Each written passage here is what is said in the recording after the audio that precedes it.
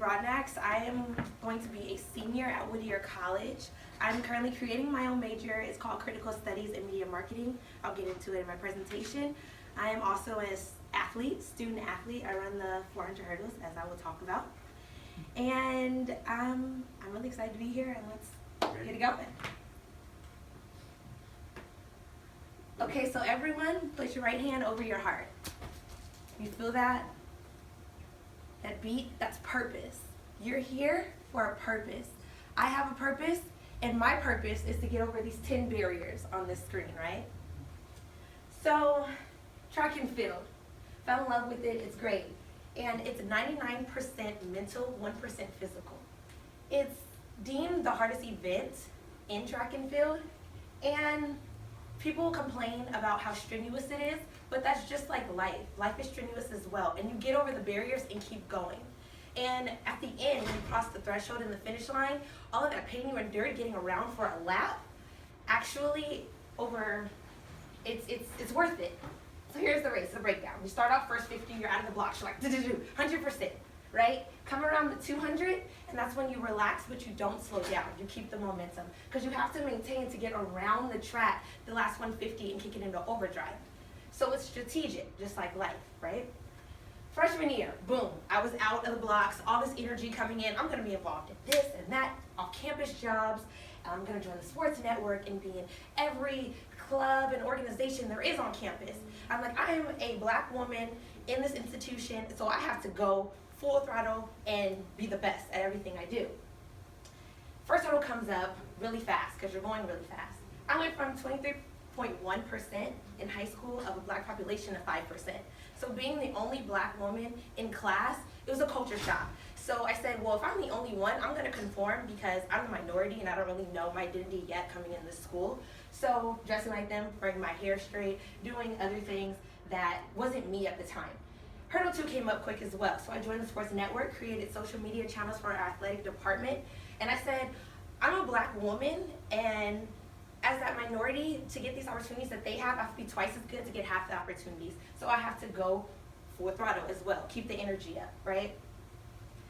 Then I said, well, I don't want them thinking anything negative about my group, my society, my community, where I come from.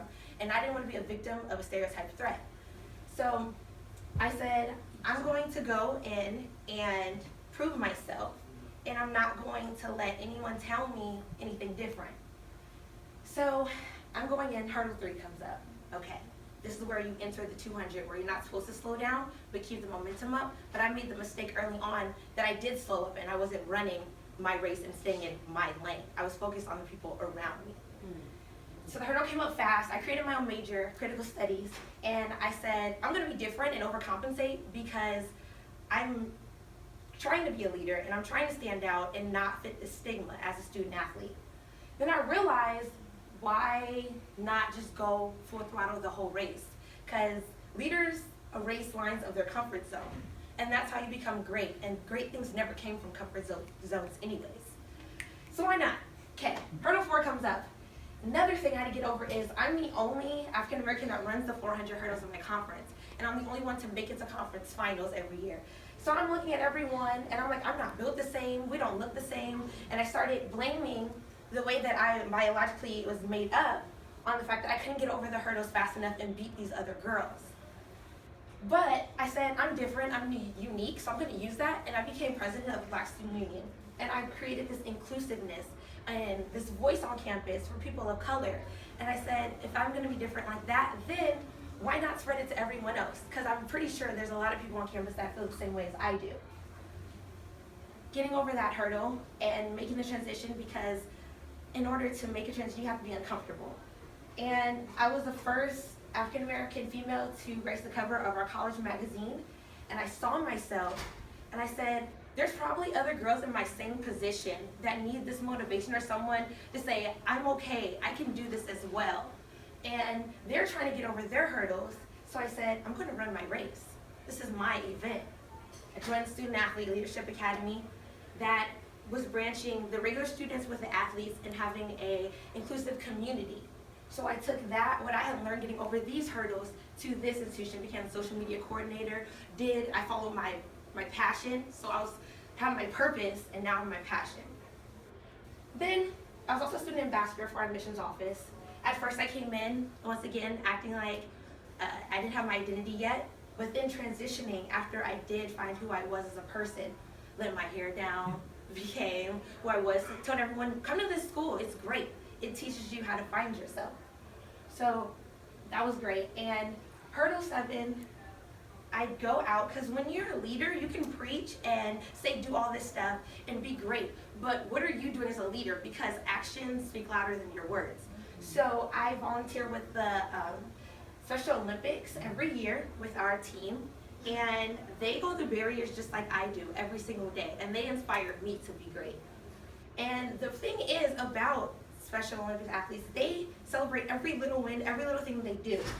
So I celebrated my little win, took back what they gave me to my student athlete committee, and I became the employee of the month for motivating student athletes that needed that extra push to get over that barrier. So I trained them. I went back and trained them from what I learned. Coming into my senior year, hurdle 9, that's when the monkey jumps on your back. You're like, my legs are done, how am I gonna get over these last 2 hurdles? And I wanted to finish strong. I wanted to have a legacy. I wanted something to do here. So for my senior project, I'm looking at Nike and how they put for their spokesperson women of color, and how that branches demographics together under their products. And hurdle 10, last one, everything you've got is here. And you can't quit, because this is the last thing. You see the threshold, you just have to get there. So getting over this hurdle, I'm saying that maybe I'm a vessel to teach people a lesson, and getting over that last one and knowing I only have the last 50 to go to, where there's no hurdles, nothing in my way, I just have to go and have this creative space. I want to create a nonprofit for girls of color, so that gives them opportunities to go into media and technology and have the resources so they can do what everyone else does and create diversity in these different institutions. So once again, my name is Courtney. You can follow me, Twitter, Instagram, Snapchat. I have a website. So thank you.